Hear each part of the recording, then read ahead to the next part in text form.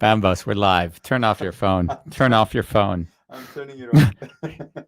Hey He guys. just likes to hear the sound of our own voices. It might help if you pulled your mic in front of your mouth. I can see where this show is going. Very enlightened. Oh my. Hey, Bambos. I'm more enlightened than you, Andy. I know. I'm more enlightened than you, Bambos. Okay. And we're going to be discussing that on A Wonderful Chaos.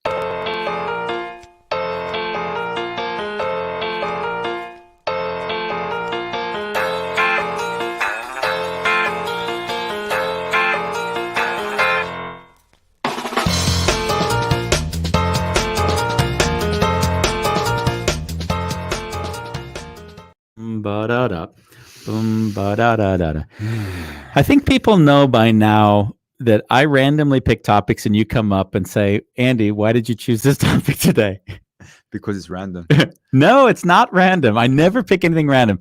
I think I told you I won't put on a topic unless I feel comfortable we can talk about it for an hour. But there's not much we can't talk about for an hour. True. That's very true. Except for Black Lives Matter. No, we don't want to discuss that just because there's so much dissension in the world right now. We don't want to add to that dialogue. But the thing about this and the enlightenment is that I've been like, the best thing about a spiritual journey is that you get to like start to cross-pollinate. So you go on your journey and you meet others on their journeys, on their spiritual journeys. Yeah. And then each one chooses modalities for their development. They choose something that suits the moment they are in their own personal development. Yeah. And I mean, this all sounds obvious, but now the beauty is this. So we get more, say, enlightened, and then immediately we assume that the form that we've chosen is better than another. It's the one. It's the one. Yeah. And I think the best thing that one can do in their life, if you like want to have like the most beautiful shit show, is you invite 10 people who believe themselves to be more enlightened, not enlightened, but more enlightened, and put them all in a room and ask them to facilitate themselves. Ask them to facilitate themselves. I had this experience. I was in, of all places, Tennessee, and I spent a good, I think it was 3 days together with, say, 10 odd people. And the beauty was the mass of dissension in people that had supposedly done so much internal work. Right? Everyone had their idea of how this group should unfold. So there was no one in the group that was fully just present with everything. I mean, there were some people. I think the more present they were, the more they just stood back and kind of let it unfold. It was a case when I was with Case de Bruyne, my mentor. And when I was with him, I knew he was dying of cancer. So I was very much desiring more intimate contact. And I was noticing that it was becoming very parochial. So one modality would say, let's hijack the session and let's just use this modality. So there was no free flow of connection. It was all who gets to define how we interact, which I've often found so confining. Like the idea that we now need a modality outside of ourselves to interact because we need to agree on the container, right? What is the container we're going to use? And then what are the rules within that container? Just any training, they all work the same. Define a container, what is it? And then define the rules in that container. So why I thought this topic was so damn fascinating is because I've see it over and over and over again. Each group, once they define the container and their rules, has this idea that their container and rules are better than somebody else's container and rules. And it happens when the two come together and have to decide what to do. That's the moment. It's not a moment like let's say like we're just talking, you're saying your way and I share my way, and then in that way you see it's sort of a subtle arrogance, where the person starts talking about their way of doing it, and in a way to convince you that there's something there you might be able to learn from me. So what you're saying is that there's not an openness that there's more than one way to Rome. Well, it's nice. I would even make it broader than that. I would say, to what degree is the individual in contact with their modality, with the way that they've chosen to live? Because you see, when I'll talk to somebody, I'll often take full responsibility for, this is the way I've chosen to be and to act and to live. And I don't see it's better than anyone else's. It's just what I've chosen. It's a way. It's a way. And I don't even think, I mean, I honestly don't believe that is the best way for everyone. God forbid everyone would be like me, Fuck. It'd be a horrible place to live.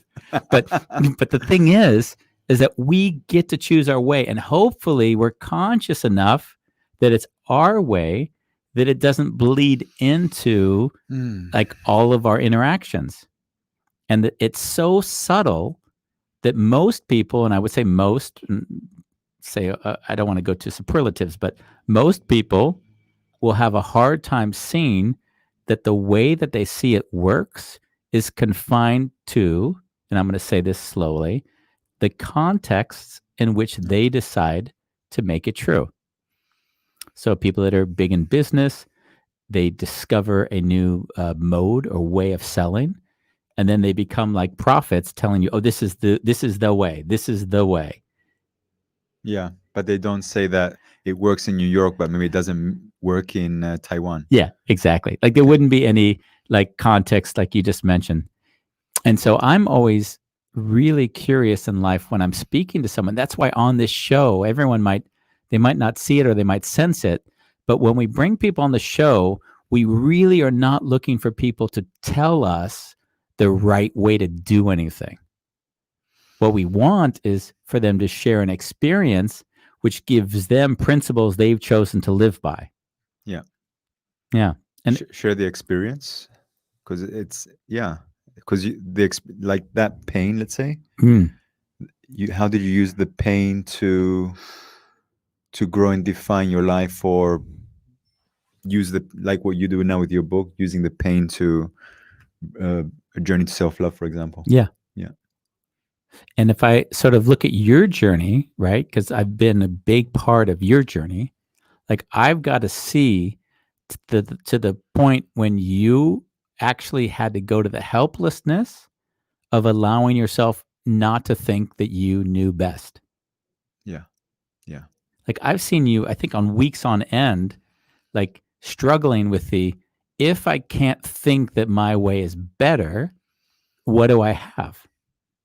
Yeah, that was really a strong identity. Yeah. Like, fuck. Yeah. How is it for you? I mean, what now? Well, I mean, like there's two sides. There's like at that time, how was it for you when you started to say, wow, I don't know better? Like, how was that? Well, the step before that, where I thought I knew, it gave no space for something new. And there was a lot of like, if things didn't fit in my way, then I'd fry my brain. And what do you mean by fry it? Well, like almost like a breakdown, because I'd just be in my head all the time, trying to solve it and understand it. Doesn't make sense. Confusion, and actually, I say the word confusion because it's the confusion which was the doorway to stepping out of that. Yeah. Yeah. Beautiful. Yeah, isn't that interesting? You say something that just makes me realize something. Is that I as I mentioned to you earlier, my voice is hoarse because I've just I just read the first 10 chapters of The Wounded Healer this Unacceptable. morning. Unacceptable. Before the show. The chapter I read was about the friend Alton in San Francisco. I don't know if you remember that chapter, but basically Alton is someone who needs to understand everything, especially emotional responses, because he has sort of a kind of a incapacity to recognize emotion in others all that well. So in a funny way, when I was interacting with him, he was looking and searching out modalities. He needed modalities, in order to show others what it was that works and doesn't work. So he was only, I would say only, but say like strong, but still defined by what he could make explicit through modalities. Yeah. Like the mind, it's incredible because it just needs to hold on to something. Yeah. It needs to. And actually, this reminds me of of a recent authentic relating workshop that I gave. Okay. I had like 15 people on the online group, and I just saw everyone needing an exercise or an experience, and somewhere there, I felt like the resistance in me, and I was like, "Wow, I'm not going to give what the mind needs. So I'm just going to sit back and just see what arises." And actually, nothing arose. So for most people, the session sucked. Wow. And for some people, that they really got to experience themselves in the resistance. Yes. The resistance, the story, how it should be. It was, and even I can speak for me, I had to hold that tension. So I had to really let go that possibly half of the group will never come back again. Yeah. And I had to find peace in that in the moment, because I also want to grow the group, but I also want to attract a certain quality of people that are okay with letting go of structure. I love that. Yeah, you actually made I would say you allowed the space to be you allowed discomfort in the space so that the lesson could be learned without you having to teach it. Exactly. Like the space, and I've often found that. And I got a lot of emails afterwards saying how like from a few people anyway, that they didn't like it. Yeah. What a waste of money. What a waste of time. Yeah. And it's so funny because the gift that they have, or they could potentially have, is to reflect back on what's the expectation that they have from the group or that experience, and how was it that whatever their expectation was didn't come about. Oh, the expectation was, at least for one of them, was I came to connect. I came to connect. Yeah. And not realizing that if you're not connected to what's happening inside you, then how the fuck are you going to connect to with others? somebody else. Yeah. And I see that also in relationships, right? Like I'm not connected to myself, and then all of a sudden I want to connect to another human being, physically, emotionally. Yeah. Fill up the gap. Fill up the gap. So, so when did this session happen that you actually say let the people down, or at least some of them? Last week Sunday, or last week Wednesday. And were there sessions after that? Yeah. And how did those go? Pretty good. Okay. We did no, it was last week Sunday, so not this Sunday, but the one before, and then the next session was outdoor, right? And was there a check-in, like what everyone's experience was, so they could integrate it, or did you just sort of go to another session altogether? I mean, not everyone would have been there in the next session, I'm guessing, but no, not everyone was at the next session, and there were a lot of new people in the new session. Oh yeah, okay, it's not ideal. Yeah, I I know I've said this before, and I'll say it again, and I'm sure we'll repeat it 100 times over, is that I've always seen that the impetus to any fundamentally sound change is when the problem is so great that something needs to be done, or that the motivation and inspiration is so great that you're compelled to do it. So those are the two things that I've seen that really catapult people to, say, a fundamental shift in behavior. So when you say that the tension existed in that group, what I hear is that, wow, it gives certain people who are open to it the opportunity to reflect on what it is that's missing inside of themselves. Yeah. And then if they're vulnerable, to allow that to enter the group. And that creates, as far as I'm concerned, like agency over oneself.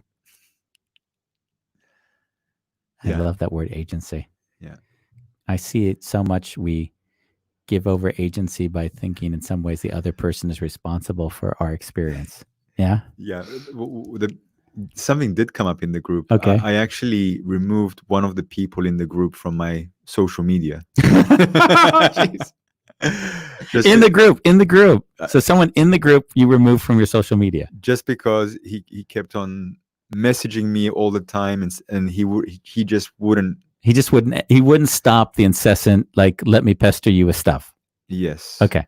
So at some point, I just removed him, but I didn't make it explicit. So he used the opportunity of the discomfort because he was really in his head to Yeah. talk about it in the group. I think that's great. Yeah. So that came out, and Uh-huh. I addressed it, and I even said I love you, and Beautiful. I invited him back in because he got it. Oh, yeah. Oh, nice. I think that's fantastic. Yeah. Yeah. I mean, in some ways, this unfriending thing, right? I mean, there's a weird sort of like beauty in saying no more. Like in some ways, people think you say no to a person, but actually what you're saying no to is a behavior you don't want in your environment anymore. Behavior. Yeah. And that distinction is for me, and I think we haven't done that show, and we will, and we'll talk about it before then. But that distinction between, is it personal? So is it personal means you are annoying me, as opposed to it's impersonal, which means this behavior is annoying. Yeah. And if you can make that distinction inside yourself and you feel very grounded in it, then actually the healthiest thing to do is say, whatever, unfriend them or make sure that they don't send you stuff anymore.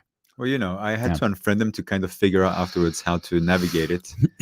Yeah. But the beauty of it is he did show up in the group, even though there was an unfriending. That's beautiful. And that says a lot about him, of course. So I'm super grateful for him. Yeah, but then again, it does say a lot about him, because if he is in his head, then he'd also logically need to figure out why that was, right? Yeah. Which is kind of funny how that works. Well, he's young. He's still figuring it out. Yeah, so. Beautiful. Do you know sometimes when we're interviewing people to join the show? Yeah. I had a couple of individuals that said they would actually use the words "when my enlightenment happened." Yeah. And I have to tell you, Andy, I actually judge it internally, that there's a fucking judgment there. I like that. Like, seriously, dude, you're identifying yourself now with enlightenment?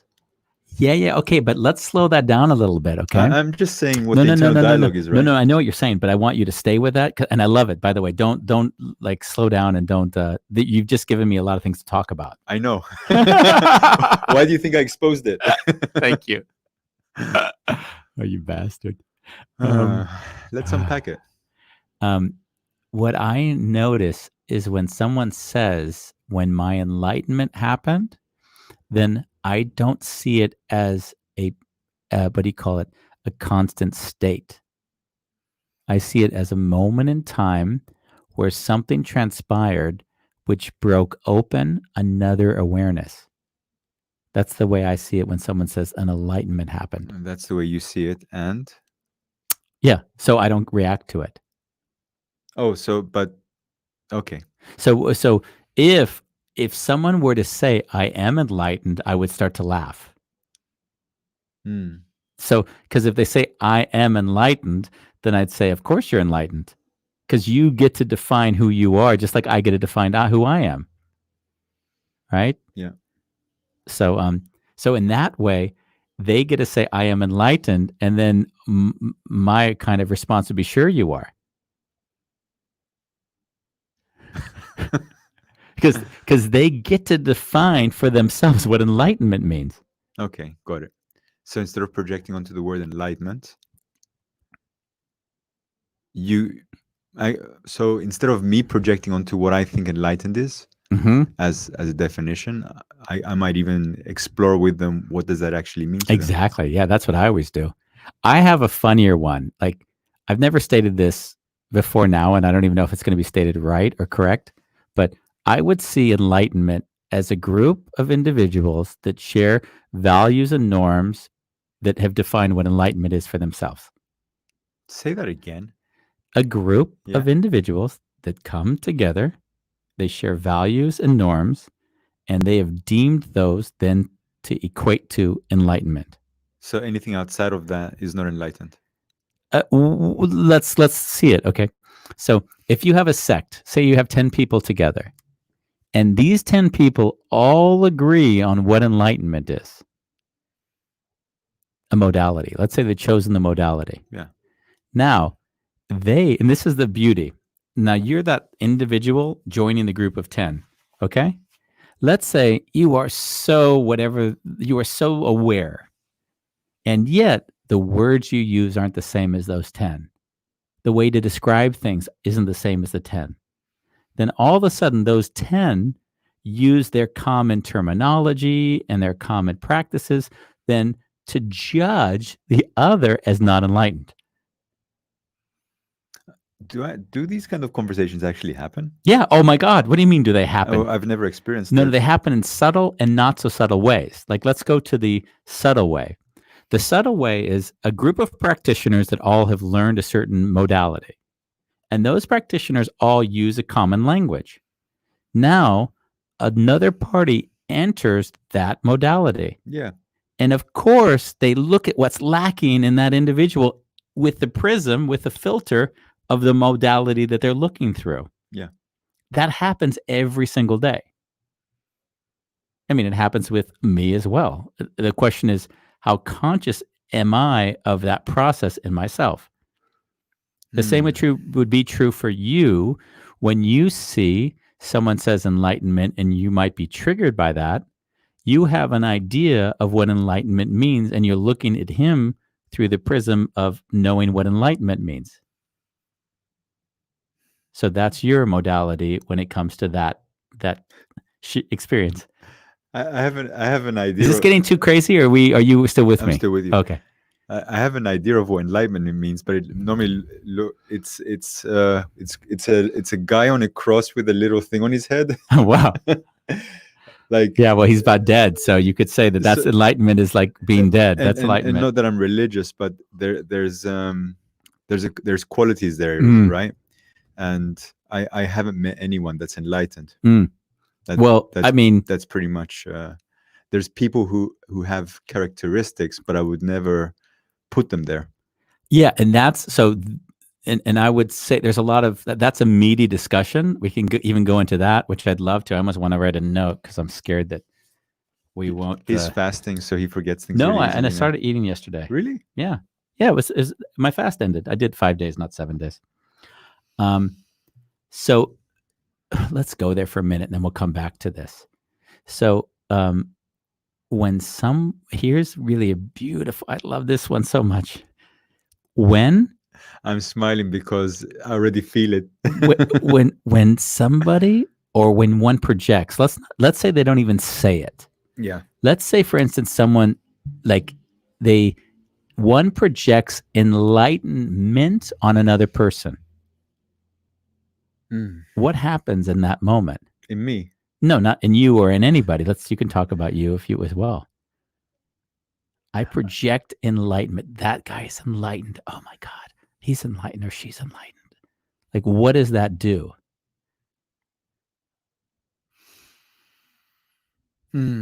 Separation. Yeah. We separate. We begin to then have a belief. It's a subtle one that we may not, that person is in a state which we may or may not aspire to in our lives. Even giving our agency to them. We give our agency to them. It would be no different than God, funnily enough. When we say there is a God, what we're saying is we allow ourselves to live in the idea of this existence. And now we have this confusion because we're really not sure how to get there, what it is, or anything. So when we say that there's a project outward, someone is being enlightened, then all of a sudden we lose that agency because now we look at them as someone or something that's beyond our reach. That's when we totally then become, stuck, I would say. Two things. I'm looking at Wonder Woman behind us. Yes. And Batman and Robin. Is that Superman struggling on the floor? Superman and Batman are having sex. They're having a fight. That's not sex, Bambos. Let me project. Andy, have you met an enlightened person? Like, have you ever really put someone in that space?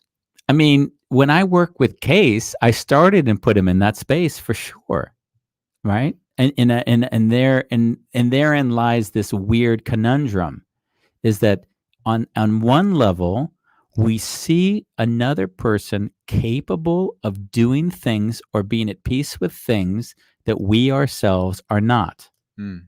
So when we see that, there can be an attraction to that, right? Like, oh, I want that in my life. I aspire to that. It could be like you to me, right? There's, you would look at me somehow in some admiration, and that admiration may clog you from all of my deficiencies. Yeah. Like eating Cheetos and stuff like that. Yeah. so that I never eat Cheetos. That's Ronnie. Ronnie eats Cheetos. What do you I eat? eat Doritos. I like the spicy 5-season Doritos one with has a hot flame in it. It's Can really. we take a deep breath?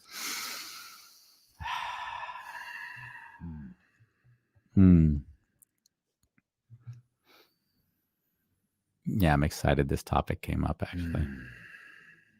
What does it mean for you? It's one of these things that in my own development, I noticed that when I looked to the outside world for answers, that I was always confused. I saw that I always needed something from someone or something. Like a codependency. Yeah. Like I lacked, and in lacking, I could project what I didn't have on another. And then in doing that, I lost connection in myself. I lost confidence, and I became dependent on another, which also meant that I could create expectations, and I could in time develop even resentment for when they didn't live up to my projection onto them. So the word enlightenment is in it, and I can give a nuance afterwards, but let's just start with this. For me, is a gateway into that confusion.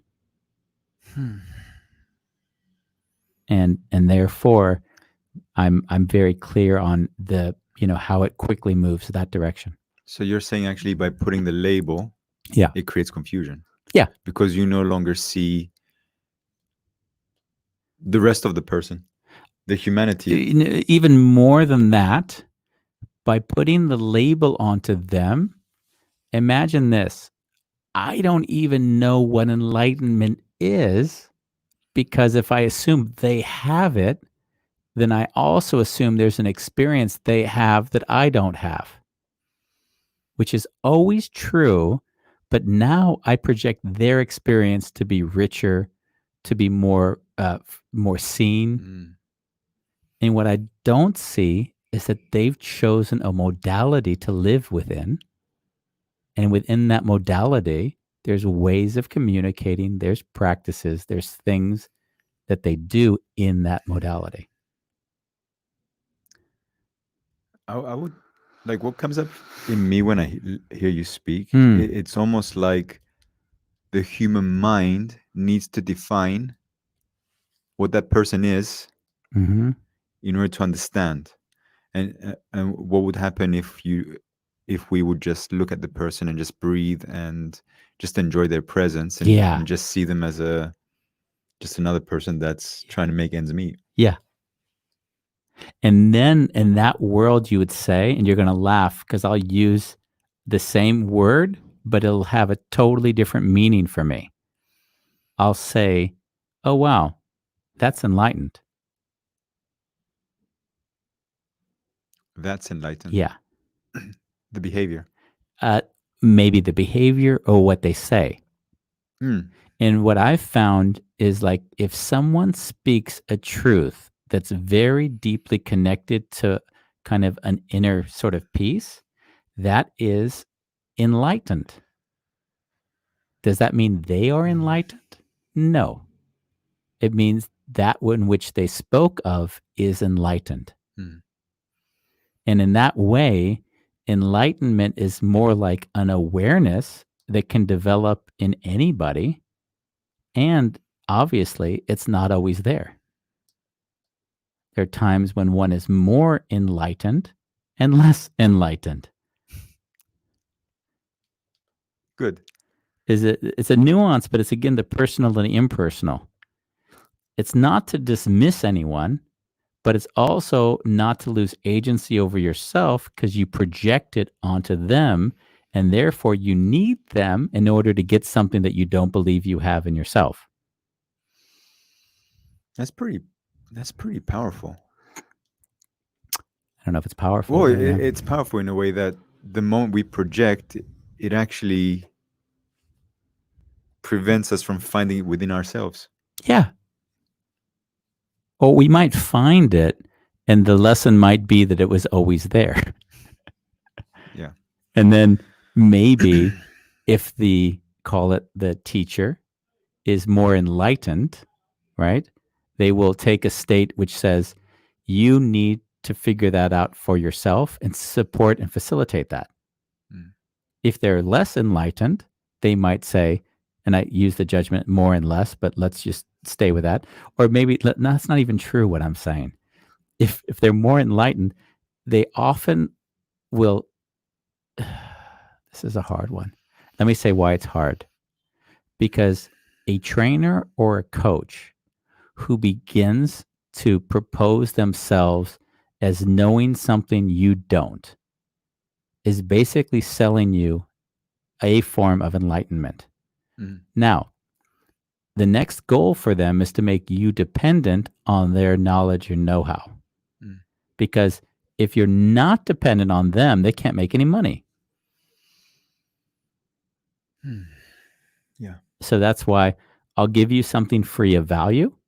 I'll give you something more free of value. And what happens is if you're not developing insight through that and growing, becoming more enlightened, then you in the end aren't going to buy the more expensive thing that they're then selling.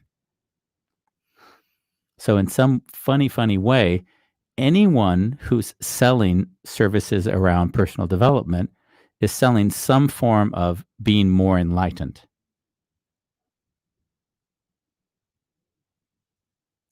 And not being named in that way. No, because they wouldn't necessarily identify with it, but in a way, you're always appealing to something that someone needs. Yeah. And how do you appeal to a need is that you see where if they have a hard relationship with their spouse, right? Practices, of course, are important. So you can't dismiss and say like these are bad, right? But there's these a modality that says, listen, we can solve all of your problems. Like you think that you have issues, we'll create peace for you. We'll make purpose for you. Mm. And if you join the modality, yes, you very well might find it in that. And in some funny, weird way, it is a form or shape potentially of another religion-like experience, because we go back to this enlightened thing. At the moment that experience defines you so much that you now go into the world and tell everybody else that they have to have that experience, then actually what you're doing is you're actually using your modality as this sort of basis for what better is, as opposed to saying, oh, apparently this is what it brought me. And hopefully, and this is where I love it, is when you start seeing the boundaries of where it actually doesn't quite deal with certain situations. And are you willing to see them? And are you willing to see them? And I see that in most organizations that grow pretty big, that doesn't exist very much. Because the whole coherence of an organization is usually in bringing camaraderie around what's best. And in that way, you create a solidarity which helps it grow. Right? The more willing you are to say, hey, whatever it is, I don't mind, do it. And then it's not important. You don't restrict behavior. Then basically everyone says, well, why would I join you? Right? Yeah. So, yeah. It's curious. You can see I've spent a lot of I don't know if I spend it. I'm just so aware of it all the time. And you know it as well. Maybe you wouldn't articulate it similarly, but you have the same experience when we have sort of a guest and the guest speaks more from the knowing space and less from the inquisitive space. Yeah. I call it heady. Yeah, you call it heady. Yeah. And and I see that. I mean, even if we take this to the the what do we call it? This systemic racism in the world, right? It's more, it's showing up more in America just because of the current state of affairs. But like that systemic racism is just another norm which has been shared among a society in which they don't even see that it is that way. It's the fish in water doesn't know the air exists. So Americans, and I often found it that way, often would judge other countries. There was a real superiority. I mean, most countries have a superiority complex. Yeah. They think, oh, We do it better. we do it better. And in that superiority complex, what I've seen is that is just a very nuanced say, we as a society are more enlightened than your society. So again, that is very much like enlightenment, except it's on a more subtle level that we don't even see because it's just how we were raised and we don't give it much thought. So that's I don't know if we're going way too far in too many deep dark holes for you, but No. I love this stuff because it like it's it never ceases to amaze me how we can't see our own shit. I'm smiling because there was a time when I said, Andy, you have enlightening qualities, Mm-hmm. and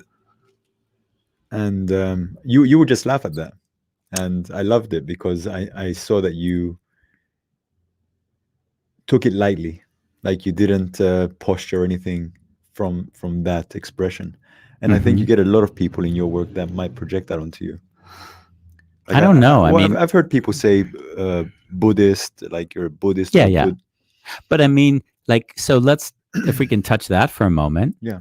So if someone projects that onto me, I see where it's true for me. And say, yeah, I can see that you would think that based on your own struggles, or the fact that I'm always saying embracing pain to create a more meaningful life. That's a very Buddhist type thing. Yeah. Although, I know little about it, but at least I've been told. So, there was something interesting about when a different modality sees sort of recognizes qualities in a different modality, then if you're open, then you'd see that pretty much each modality kind of can interchange on some levels or another.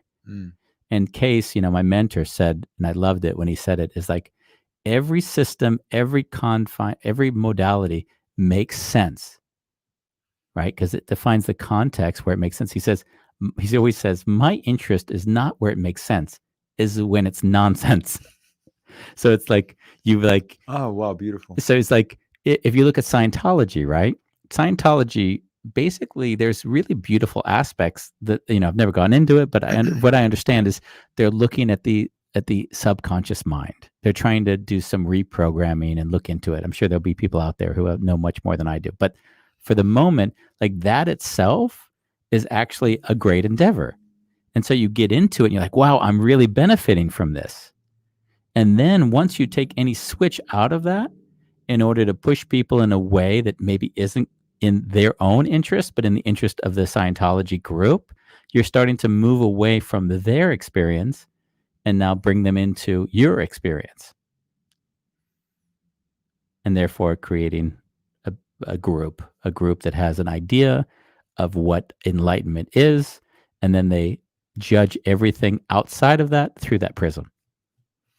Instead of saying, this is what I do, this is what it did for me, and this is how you might benefit from it as well. Which basically takes ownership of your own experience, and it leaves agency of each individual to decide what serves them best in their own development at that time. It leaves space for exploration. Yeah. We see Ina, if you're going to send a message with 3 questions in it at once, better to put 1 question, 2 questions, 3 questions. That's a biggie. Wow. So if projecting enlightenment is an act of separation, what is projecting non-enlightenment, or projecting you are not enlightened, or no one is enlightened? Yeah, I think that's the same. That was the point we were making earlier. So if I say, the moment you put a label, once you say they're not enlightened, you're judging them, right? If you would say, "Oh, I experienced this as enlightened," now that is your experience. You can speak from your experience, and you don't have to give it a value. Now, the one I always laughed at was I always look at this word enlightenment, and I remember once I wanted to like make these candies, and they were like plastic wraps, and I wanted to call them enlightened mints, with an MINTS, which things you'd eat from. And the whole idea was that if you look at certain phrases, like they help you see yourself better, they help you become lighter. So I always saw enlightenment as the enlightening of an individual. enlightenment. Yes, lighter. So you would often associate when one is struggling with a heaviness. And now each time I struggle less, I'm lighter. So I often associate this word light with, does this bring me lightness? And does this make me more enlightened? Or does this make me heavier, more in heavyment? No word for that, of course. I think you should contact Oxford. So in that way, enlightened, it would be a lighter scene of a certain thing, right? That was her first question. I hope that answered. But let's get she has. It's because it's covering us. Let's just do here. Isn't all projection an act of separation? Yeah. But there's the question is, we are going to project. So I wouldn't necessarily agree. I mean, agree or disagree. I would say projection and then awareness is what actually defines us as a kind of capacity to change and ability to evolve. If we can consciously feel into what we're projecting out and onto, then it doesn't mean that we don't project. It just means we don't do it unconsciously. In fact, I'd say projection is critical. I wouldn't even want to, in that place, judge projection. It just is. And in being an is, then we get an opportunity to reflect on it and then discover what there is to discover through that about ourselves. Yeah, because beautifully, the projection tells us always more about ourselves than the other. Not always, but more times than not, especially if it's an unconscious projection. Yeah. And then the question is, what is the deeper resource being born out of this projection separation? Yeah. Isn't the opportunity to finally see, bring it to light, also known as enlightenment? Beautiful. Yeah. So what basically that's the point. So Inna is basically stating it very explicitly, as we talked about a moment ago, was that so now we've taken something that was heavy, that was not seen, that was constricting and confining in our system. We've shone a light on it, let's say, and all of a sudden that thing is no longer defining us as much in the world. Why do you laugh? I feel for vegan pizza. Why is that? I didn't eat good today. Oh, I love it. I love how we get to transgress to any direction. So yes, and that's it. So I'm so there. I would say that if we feel like that is more enlightened, if we're attracted to people that are more enlightened, then I would suggest that what we're really attracted to is something in them that we haven't made peace with in ourselves. And we're hoping that through our contact, our interactions, our trainings, or coachings, or whatever we're doing with that individual, it's going to rub on. It's going to rub off. Your Doritos didn't rub on me. No. Yeah. So that's a really beautiful a look at it. And I think it's very safe, as I think we mentioned, and I really would love to iterate over and over again, is that as we take responsibility for our own idea of enlightenment, it means that we can then again project it back out onto an individual, but we don't do it blindly. They are not enlightened. That is enlightened. That's enlightened speech. Yeah. And by doing that, we don't lose agency of ourselves. We don't diminish them. And we have a chance to really learn and grow from their awareness without being dependent or codependent on them. What are some of the qualities that you would say an enlightened person, or what are some of the qualities someone who exhibits enlightening qualities might have? So it's interesting. First of all, the beauty of your question forces me into another space, which says that everything I say is within the paradigm of whatever I would think more enlightened is.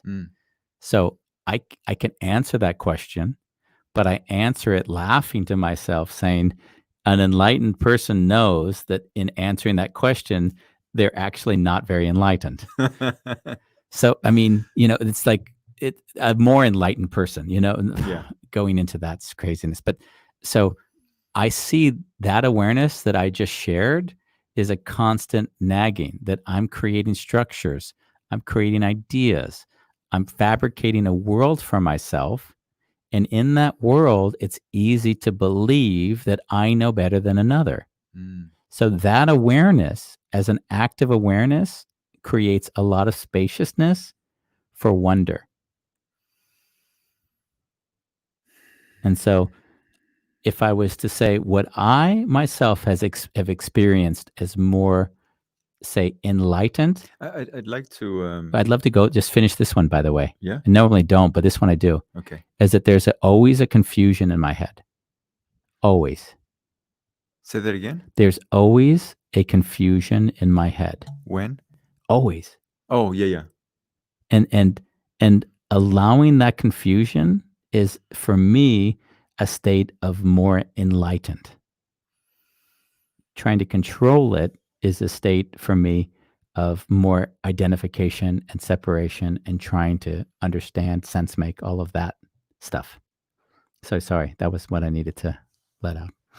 So if you're in, because I actually said what are the qualities, but how does it feel in the body when you're around confusion constantly?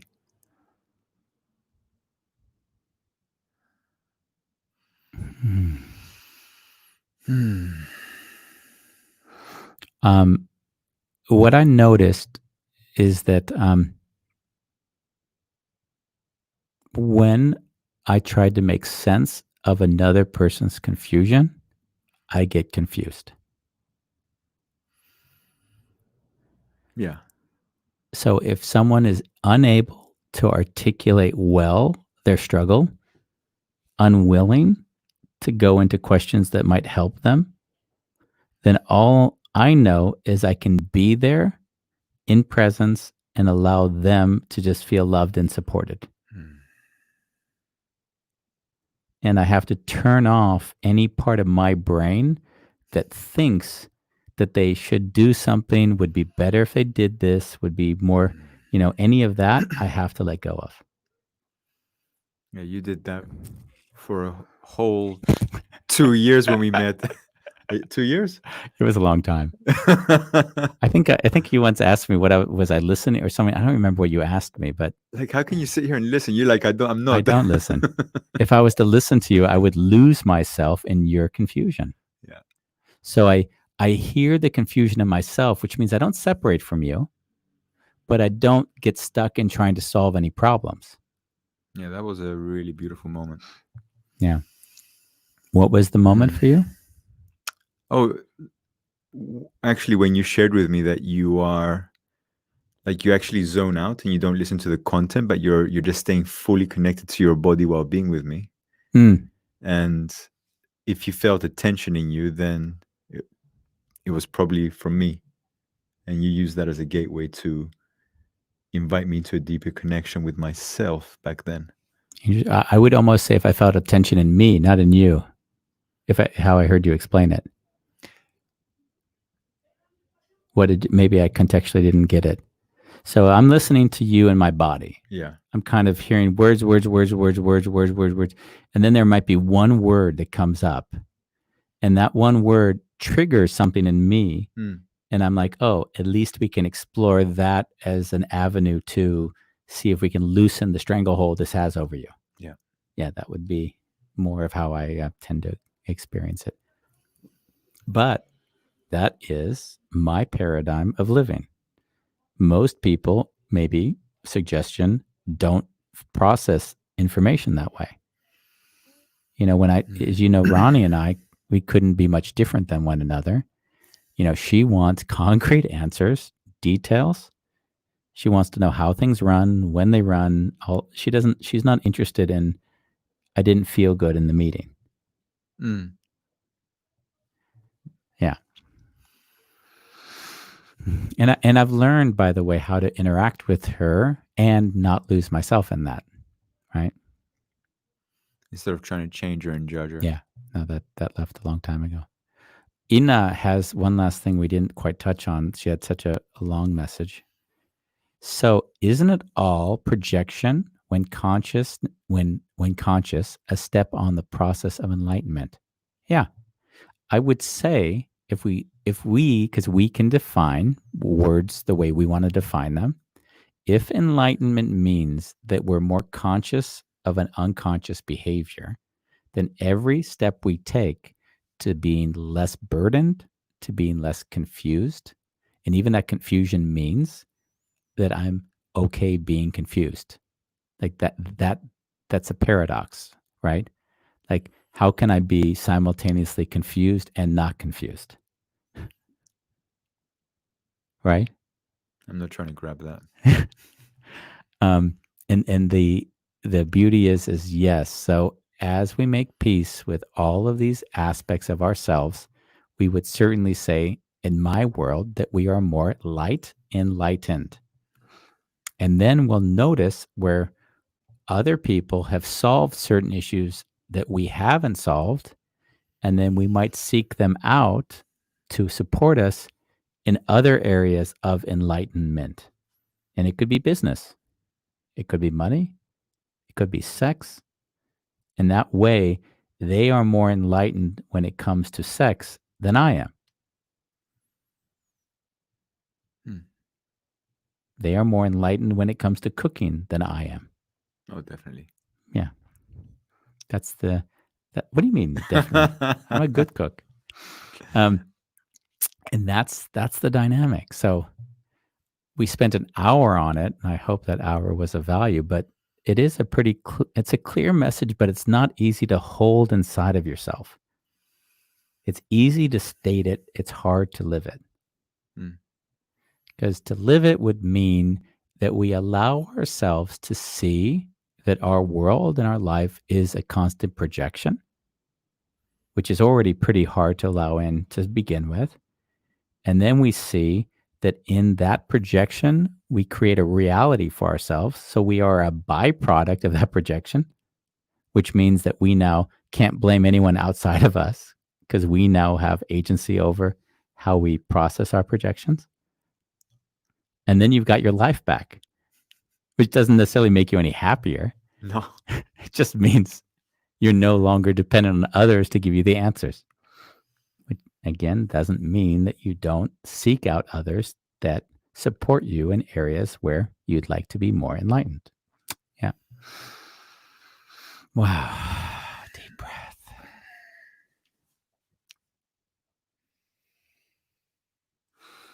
Hmm.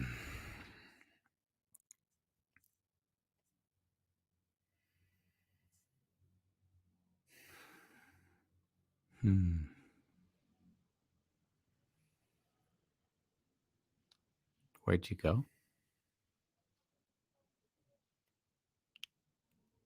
I lean back on the couch. Yeah. I lean back on the couch. Nice. Ina's with us. She's still hanging on for dear life.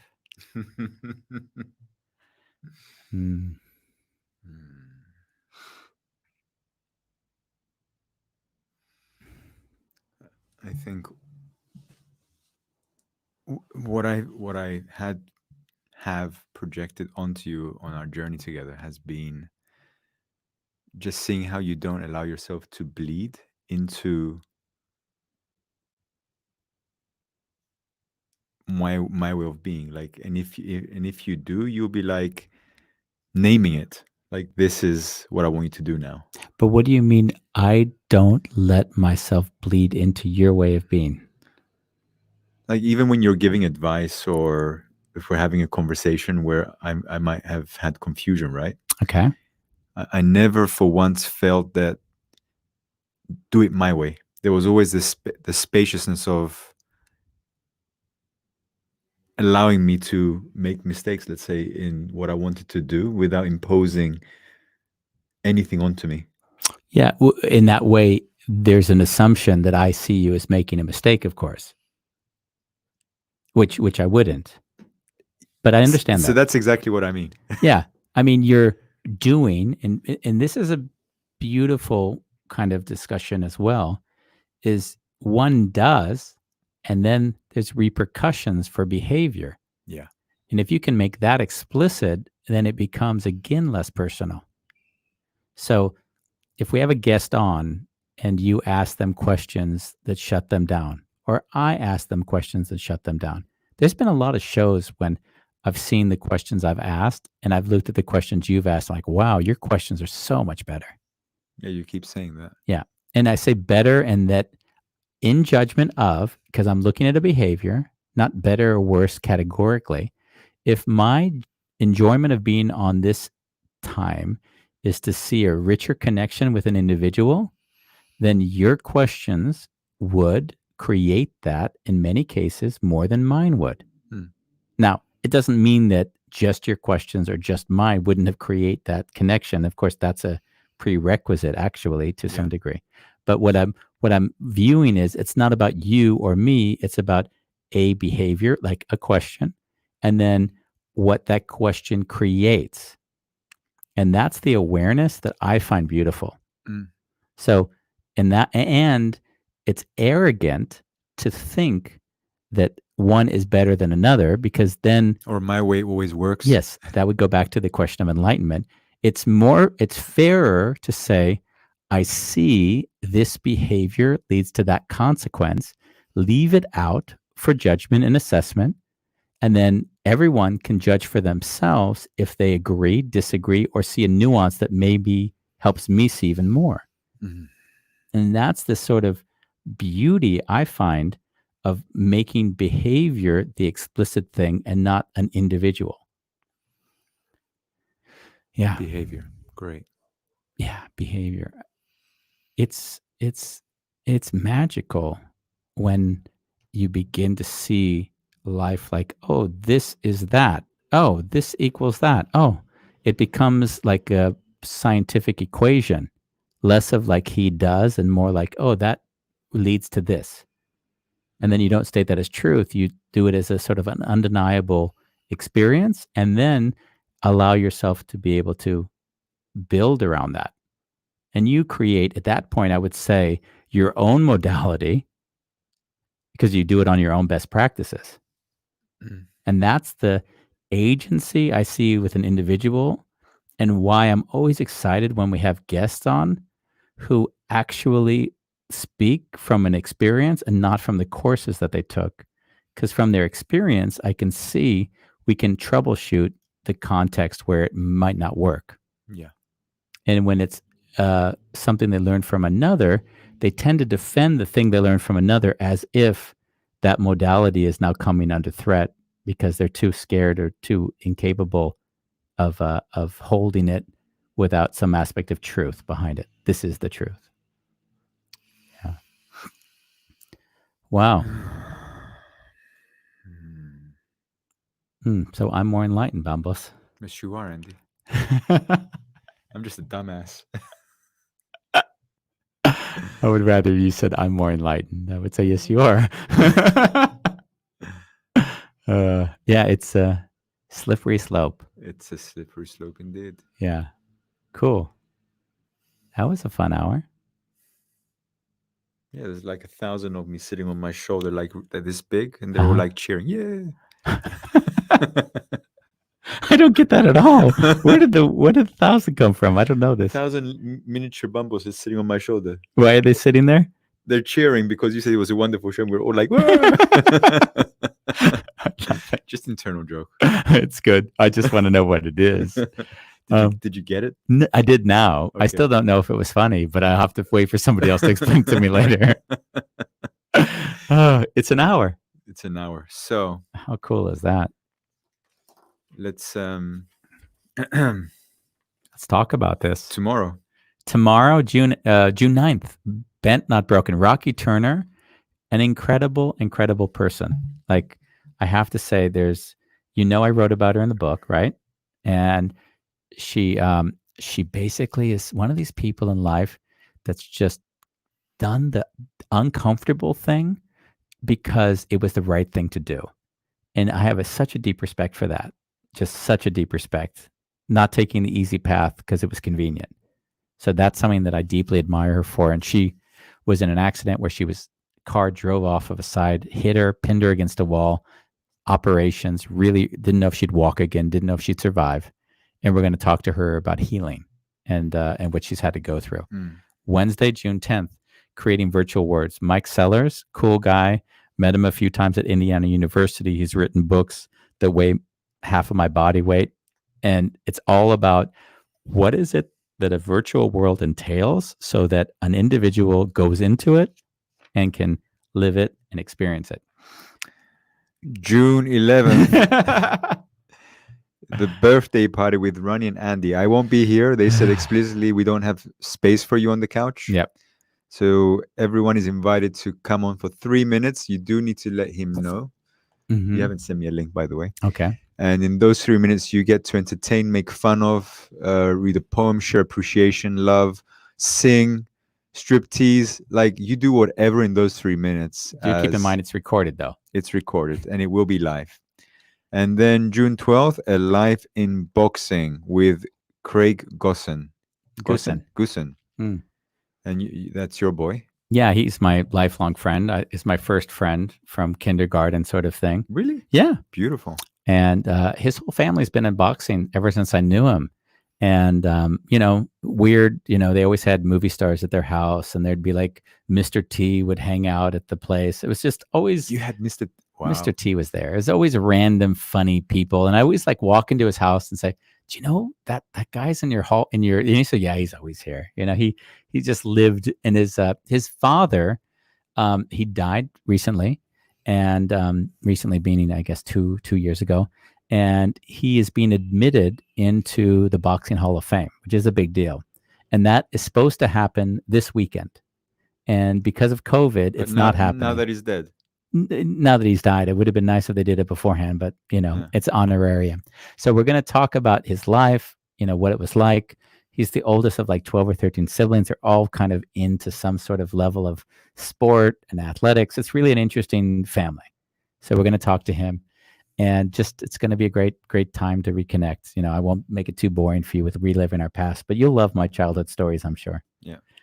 We love you. And we are grateful for you to spend this time with us. And we look forward to seeing you next time on A Wonderful Chaos. Thanks.